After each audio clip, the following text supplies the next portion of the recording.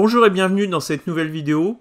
Nous sommes toujours en direction du Portugal, sur la deuxième partie de route. J'ai été poser mes derniers covoitureurs Blablacar à Bayonne. La nuit est tombée.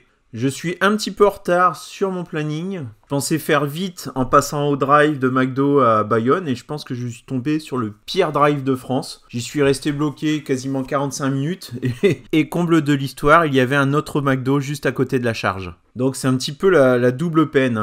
J'aurais pu simplement aller au McDo pendant que la voiture rechargeait. Donc voilà comment perdre une heure sur un long trajet. Sur ma prise de vue, je ne sais pas si vous avez remarqué, mais la voiture préchauffe déjà alors que le superchargeur est à plus de 100 km. Étonnant. Allez, à tout de suite, jingle.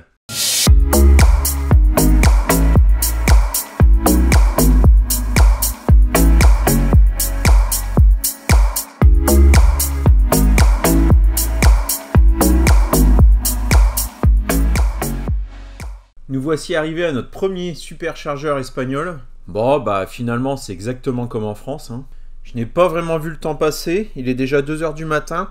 Bon, par contre, je suis quand même parti de chez moi assez tard. C'est pas. Donc, on a dépassé les 1000 km, mais je suis parti des Hauts-de-France à 11 h 30, il me semble. Compte tenu de l'heure avancée, bon, mon plan hôtel tombe un petit peu à l'eau. Je pensais m'arrêter sur la route à un hôtel, mais bon, il est 2 h du matin, je me suis senti bien. Donc, c'était pas. J'ai loupé le coche, je vais pas aller à l'hôtel à 2 h du matin. Le planificateur de route, il me dit que la prochaine charge, elle dure plus d'1 heure. Donc j'en profiterai pour faire une petite sieste. J'ai pris avec moi un oreiller, puis une sorte de petit matelas qui prend pas beaucoup de place et qui s'auto-gonfle en fait. Un truc de camping Décathlon.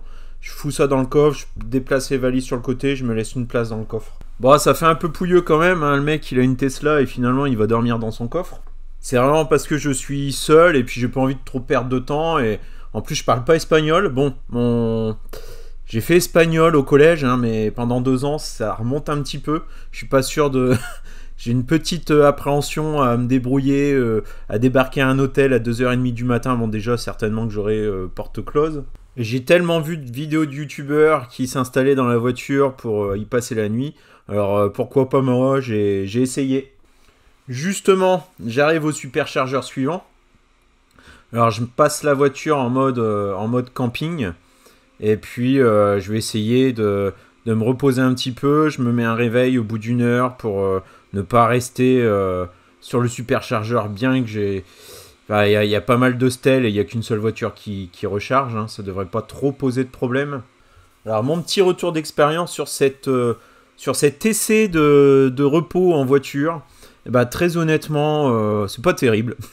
Alors, je suis pas un pro du camping. Ça doit venir de ça. Si vous faites du camping habituellement, je pense pas que ça vous posera de problème.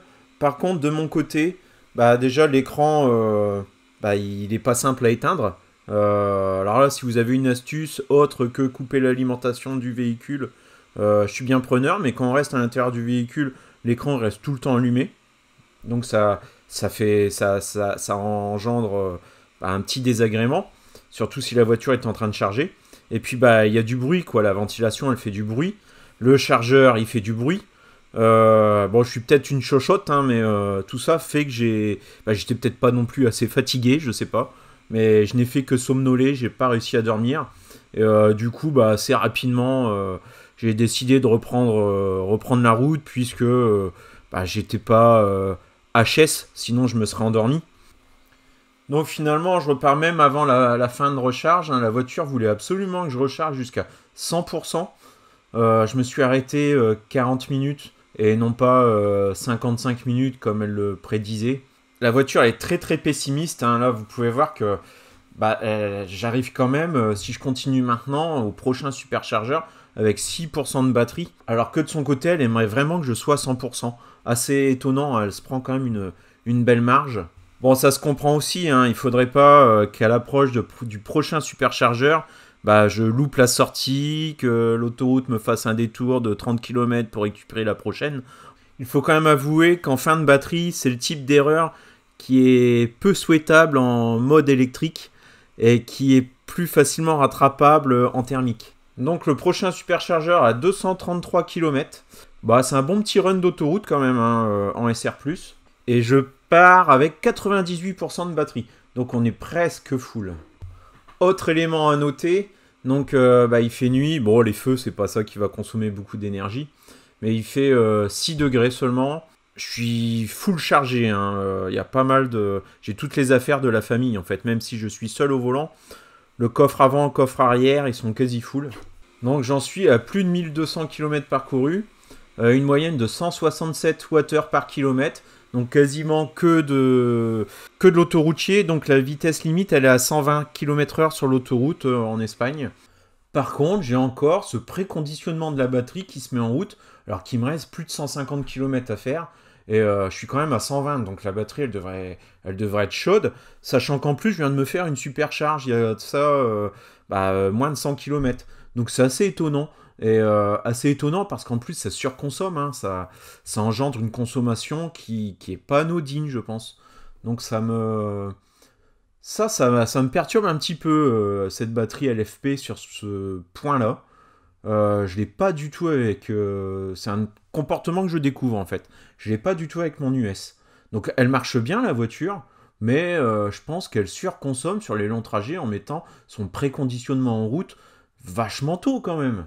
Bon, malgré tout, je suis très très large, hein, puisqu'elle m'a annoncé une arrivée pessimiste avec 6% de batterie, et il m'en reste 24. Sachant qu'en plus, je me suis arrêté en cours de route sur une aire d'autoroute et j'ai eu un petit coup de barre, donc je me suis assoupi un petit peu, cette fois-ci pas dans le coffre, hein, je me suis simplement, j'ai allongé complètement à fond le siège conducteur et que j'ai trouvé vachement plus confortable que la position arrière au niveau du coffre. Donc j'ai du mal à lâcher prise et à lâcher ma surveillance en fait, hein, se retrouver sur un parking d'une aire d'autoroute avec des feux, des mouvements, des bruits autour, dans un pays aussi étranger, ça m'a pas, j'ai pas été super à l'aise. Donc bon, j'ai quand même réussi à m'assoupir une petite heure. Là encore une fois, j'ai un long run derrière à faire, mais la voiture aimerait que je m'arrête à nouveau une heure entière. Que nenni, non, elle prend beaucoup trop de marge et en plus c'est vraiment passer les 80% de batterie, c'est là où justement on perd beaucoup de temps. Donc je l'ai pas écouté, je n'ai fait qu'un arrêt de 35 minutes. Ah ça y est, il fait jour. Donc ça c'est vachement cool parce que bon j'ai rien vu de l'Espagne, hein, j'ai traversé l'Espagne entièrement dans le noir. Donc de mon côté je suis pas un pro, hein, des trajets longue distance. Et le fait d'être dans le noir et de ne pas voir les paysages, c'était quand même vachement monotone.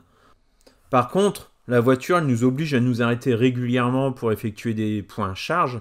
Et ça, je pense que c'est primordial. Hein. Ça aide vraiment à garder la pêche et à ne pas, je pense, transformer ce trajet en cauchemar. Parce que, honnêtement, si j'avais, par moment, je pense, les runs, j'en aurais fait des plus longs.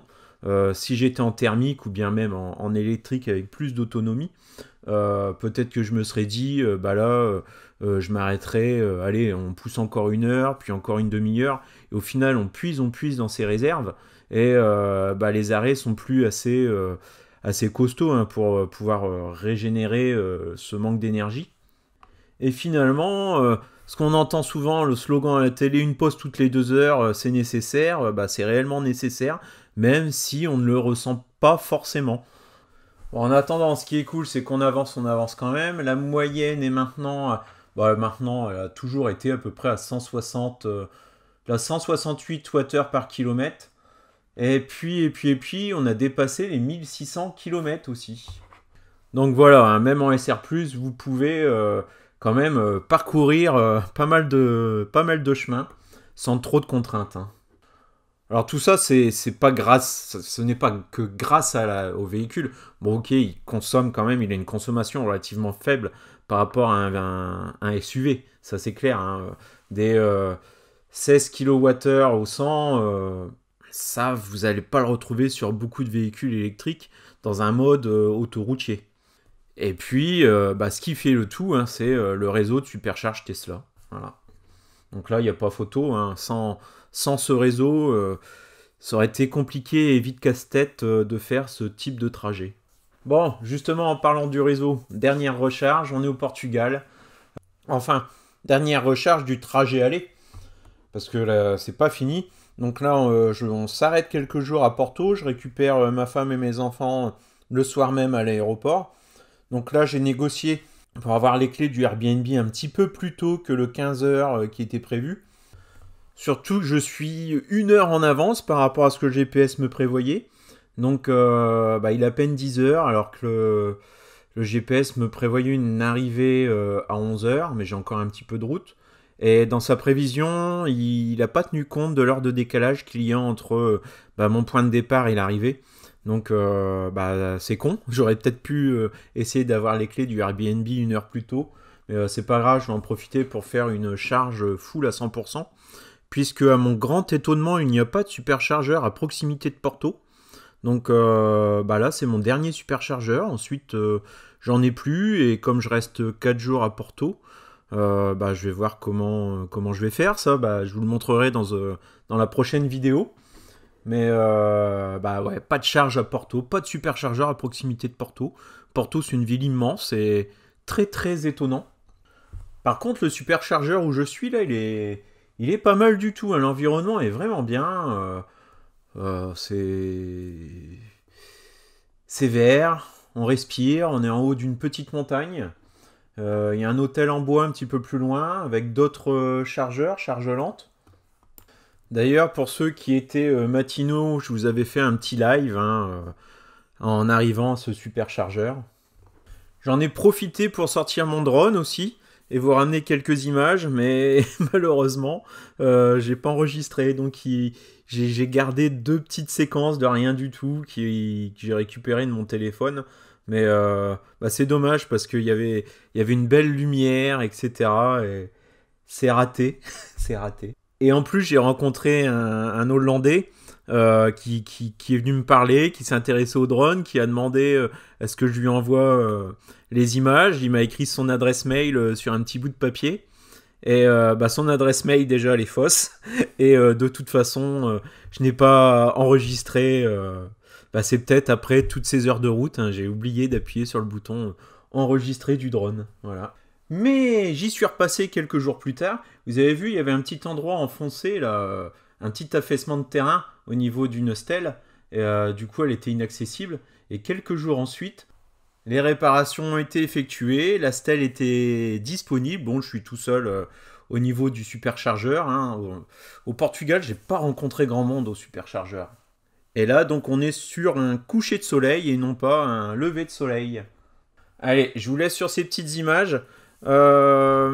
Donc prochaine vidéo dans quelques jours, je vous parlerai un petit peu de comment c'est passé tout ce qui est autoroute, les péages, la recharge sur place en dehors des superchargeurs, et puis je verrai bien, j'improviserai.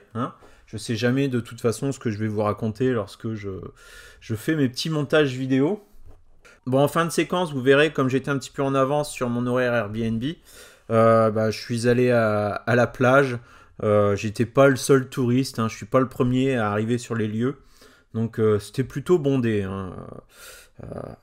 J'ai dû me faire ma petite place pour poser ma serviette. Bien chargé, pire que les superchargeurs, cette plage. Plein de touristes. Allez, ciao, à bientôt dans une prochaine vidéo.